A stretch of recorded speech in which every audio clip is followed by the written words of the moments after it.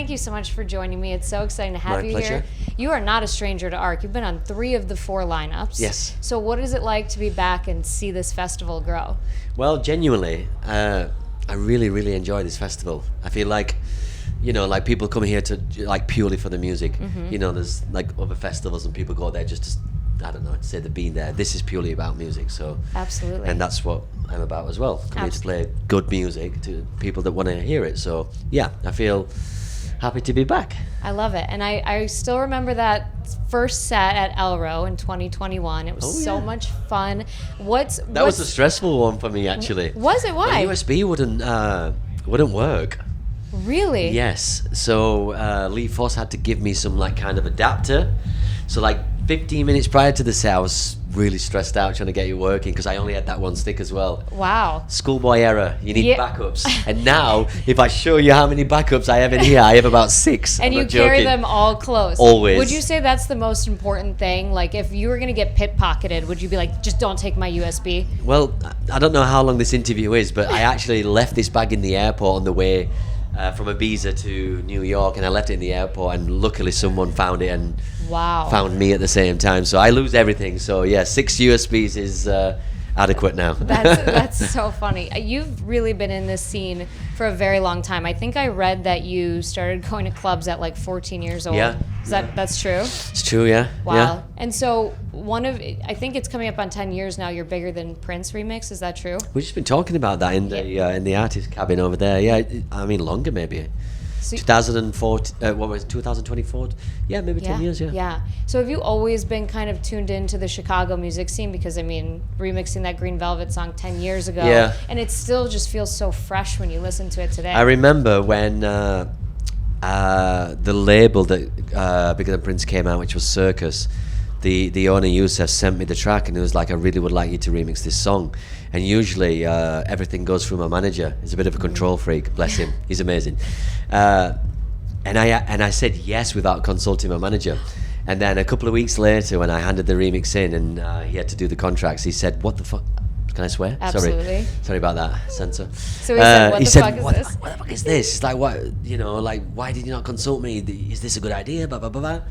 And that was one of the many times that I was right and he was wrong, and the track blew up. So like, yeah, kudos to me. Yep, right. Were you like, I told you so? Yeah, I told you so. I love it. It really is one of the best. I haven't played that one in such a long time. But the long answer to the short question was, yes, I love Chicago. This is where it all started. New York and Chicago.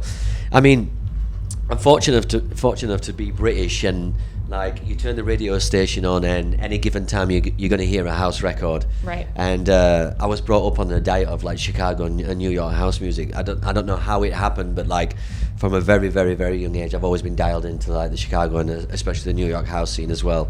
So yeah, coming here, like I can remember the first time I came here, I think I was playing at Spy Bar, I think. Wow. And it was like a moment where like I'm just this little guy from this little sleepy town in the UK, and here I am in Chicago, like just doing my stuff. It was kind of like a niche moment for me. That's really special, and Spy Bar is a beloved place. I played here, there tonight. and I know, and it really. I mean, they've done lots of nice upgrades. Like during COVID, I don't know. they got all the bathroom doors locking again, which is great. But it's like it hasn't really changed that much. Like the spirit of what it is still the same from that's good to know.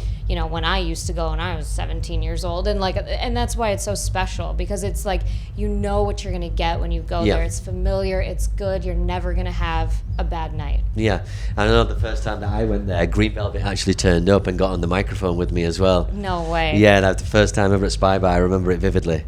Let's hope he does that tonight. Eh? Yeah, he's playing after me. Yeah, that would be incredible. He would. So how you have such a busy life and you have babies at home. Like, what's the advice for people who like, some people say you can't have it all, but like it seems like you do. You have a family. You're doing, it's marketed to look like that.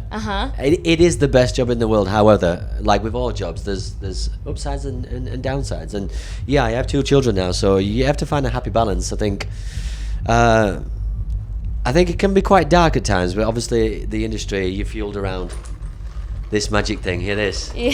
This is tequila. I was going to say, but yeah, which you just one? have to monetize, what are you doing and managing it well, otherwise it's going to swallow you up. I think I've got a good handle on my career and home life and things like that. But I always say this is my hobby. You know, my real job's being a daddy. This is my hobby. So I just try and play the best I can. And I've just had 3 months off actually, and I feel like I'm playing a lot better from having that break off, because people don't realize, like, if you're playing 2 or 3 shows a week, 52 weeks of the year, that's a lot of shows. Oh my God. It's stressful. Absolutely. The fatigue, the exhaustion, the dehydration. Honestly, I'm not moaning about it. I fucking love my job. I know, but you're allowed. It does get a lot to you, and it's impossible to play 100% every single show. Absolutely, and you are getting direct feedback in the moment from the crowd. Oh, are they dancing? You get it on social not? media the and next then day. You're getting it if right. you didn't play good, you're gonna get it. Yeah, absolutely, and that's and it's be impossible to play. I mean, I wish I could play 100% every single time, but you can't. But I do feel like I've only been back like 2 weeks playing now, but every show I've really gave it some. I love that. So yeah. Well, we're very excited to see it at Thank you. Expansions Tonight. Thank you so much Thank for you your so time. much. It's so nice to Appreciate chat it. with you. Pleasure.